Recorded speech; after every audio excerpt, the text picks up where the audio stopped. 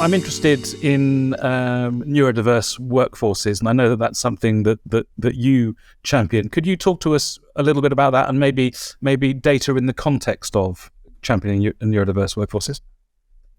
Yeah, my belief is that the role of the marketer, and I suppose any marketing leader, and I suppose any leader, is to create whole brain teams.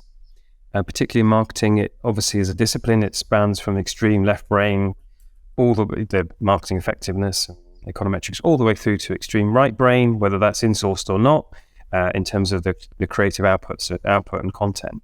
And there's this mythical unicorn, which is that person that can do the full spectrum from left brain to right brain. Now, maybe some can, but in the main, people have an epicenter, a point of focus.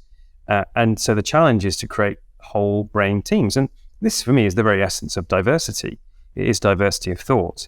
Now, of course, I'm the first to say that diversity has a huge social justice and inclusion aspect. I chaired the DEI committee at Direct Line. But I think the bit that gets forgotten is the ... and the implicit benefit is diversity of thought.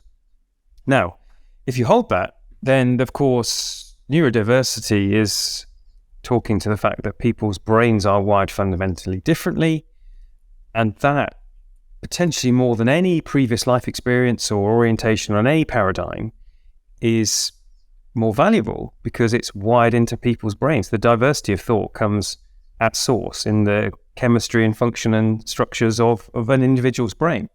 And so my journey started, my daughter was 8 years old, so 12 years ago, diagnosed with dyslexia, and just with everything in my life, just got really curious. In the end, started campaigning both internally and externally, helped set up with Lou Calvert, in Direct Line, the neurodiversity strand within the DEI agenda. And I just came to realize that this was the missing trick. You know, it's the silent and invisible aspects of diversity that are typically underrepresented. And one aspect of that, of course, is brilliance of some individuals, many individuals with neurodiversity, as relates to data. And so actually we worked with a company called Auticon, who you could argue weren't the most inclusive of organizations in that they only helped to recruit and place people with autism. You could forgive them for that, I guess.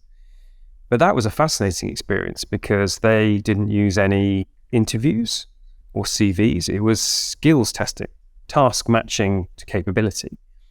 And I remember one specific instance where there was a very, very, very technical piece of analytics required in one team that had over 100 years of experience, and they really hadn't made the breakthrough. And so we approached Auticon, and they placed somebody who turned out to be brilliant, who fixed the problems with a cherry on top of the icing, on top of the cake, in record time. And it was a very different work context in terms of the way they were working together. But that individual was amazing in terms of unlocking a really big problem for us. And so I just think there's sort of that. And then I overlay that, for example, take autism. I think there's only 8% employment, and generally neurodiversity over-indexes with people being homeless, in prison, mental health issues, as well as unemployment.